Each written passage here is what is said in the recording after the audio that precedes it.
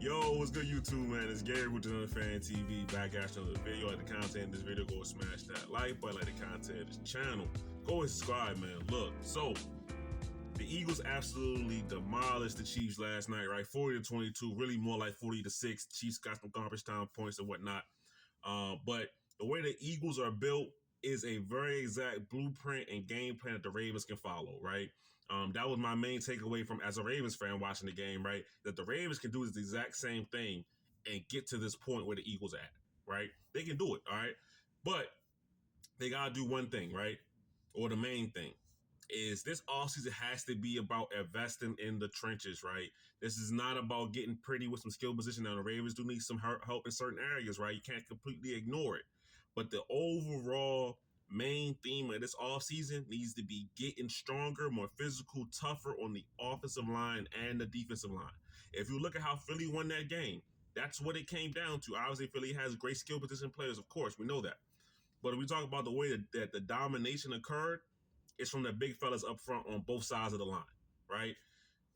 For the Ravens, I've been saying this for years, right?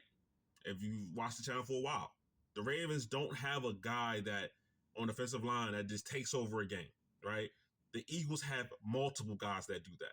I saw Milton Williams, Josh Sweat, and then we know Jalen Carter didn't even have a great game, right? Didn't even have a great game, right? But the other guys took over. Well, we've seen Jalen Carter take over games in the past, right? That's three guys right there.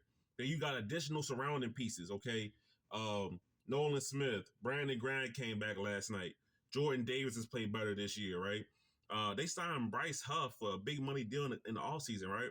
The fact that he does nothing this year doesn't even affect them because they got so many other guys rolling in. They draft Jalix Hunt, right? In the draft this past season. They keep the guys rolling in on the offensive line. If you look at the Ravens have tried to do this, right? But to me, the Ravens draft is the prototype of the guys the Ravens draft too, right? Not enough power guys, in my opinion, right? If you look at Ojabo, you look at Owe, Owe's learning all these moves, and he's gotten a lot better at it. Owe had 10 sacks this year, right? He did a phenomenal job, but he's still too inconsistent. The last step for me for Odafe Owe is seeing that power game. If you watch Philly versus the Chiefs offensive line, it wasn't just the fact that they were better than them. They were more physical. They were running through their face. This wasn't about cross jab, spin, move, chop. This wasn't we two-step at the line of scrimmage. No, this was hand in the ground, I'm running through your face.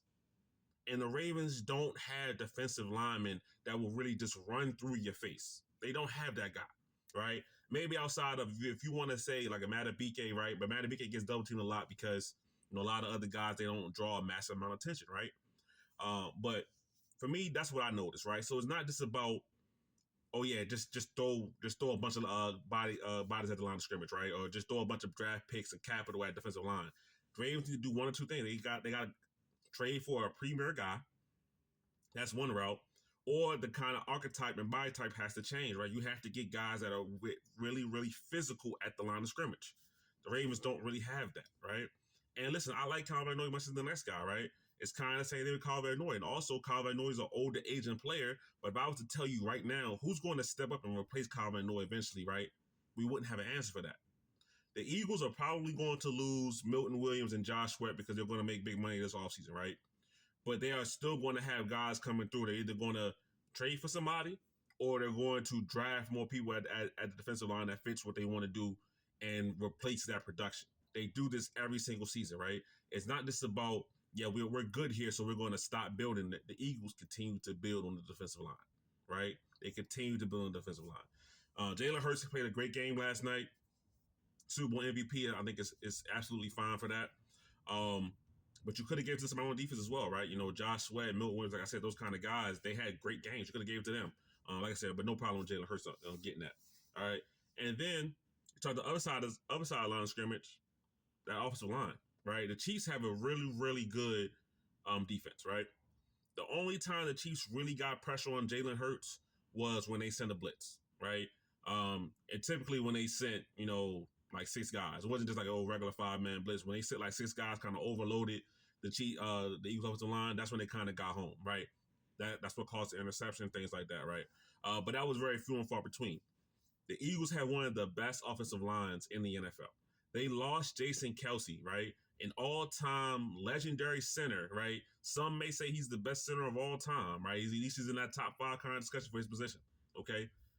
They did not lose a beat on the offensive line. They are still one of the best offensive lines year in, year out. That's because every year they invest in the trenches. Every single season. I swear, you guys are going to hear me say that a lot this offseason. That's what it's going to be about. Investing in the trenches, right? And then on top of that, right? The Eagles are not cheap.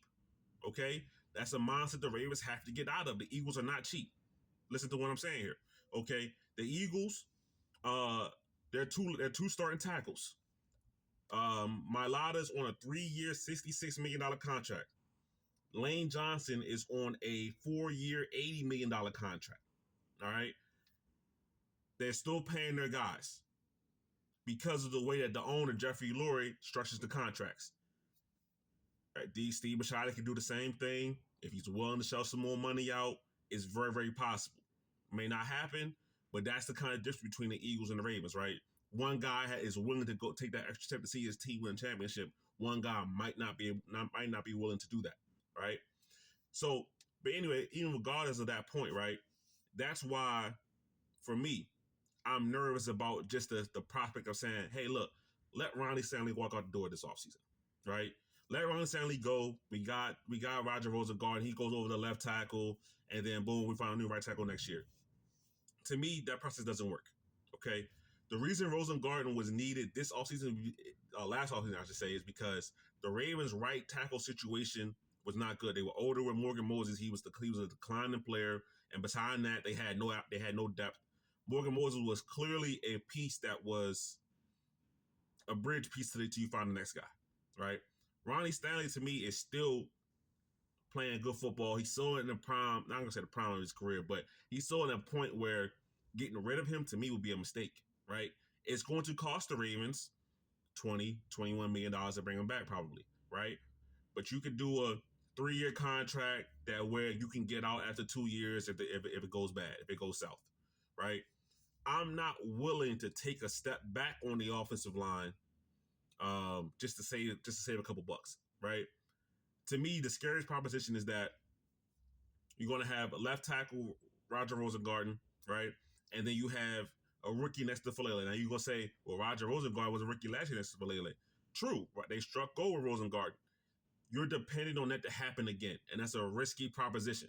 When you could just keep the guy, Ronnie Stanley, played at the Pro Bowl level last year, have Roger Rosengarten grow again at the right tackle spot, and then you can take all your time and energy and invest in the guard spot, right? You don't have to worry about the tackles. Your center is set.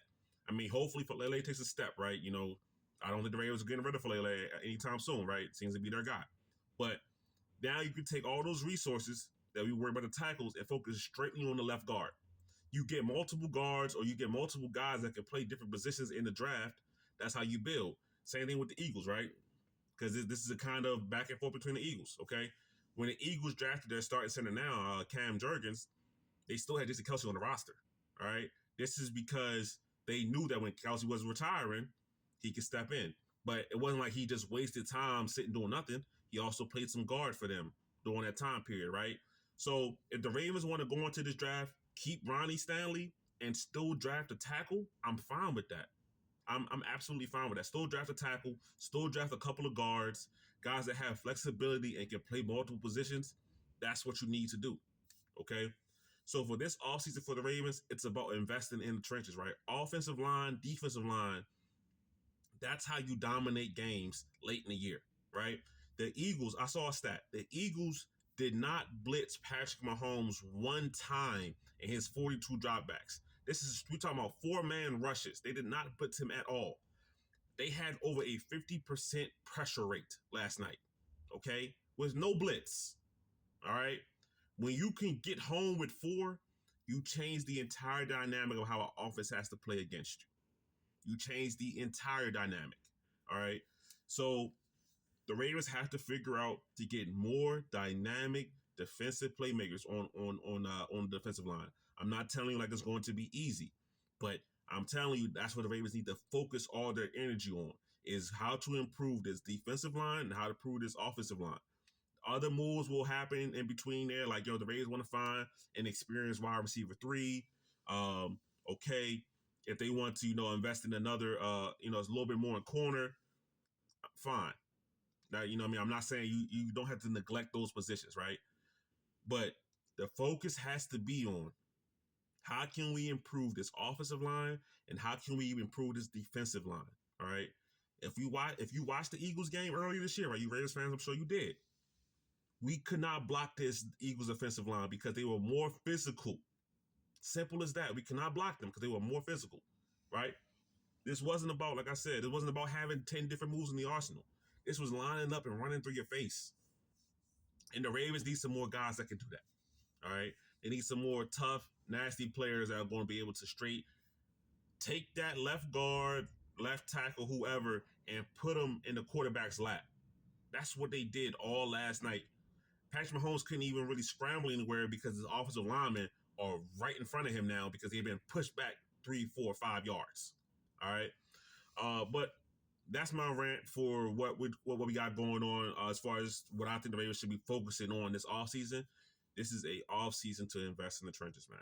All right. If the Ravens are going to be the team that they want to be, the team that they can be, they have to get better on the lines on both sides of the ball, right? I believe the Ravens have a lot of almost everything else you need to win a championship. Superstar quarterback, superstar running back, 2 good young wide receivers, 2 good tight ends, right? Mark Andrews let us down in the playoffs, but he's still Mark Andrews, okay? On defense, they got Rowe. They got Kyle Hamilton. They got Marlon Humphrey, right? You got some players in there. You got a lot of players in there. You need to get better on the trenches, right?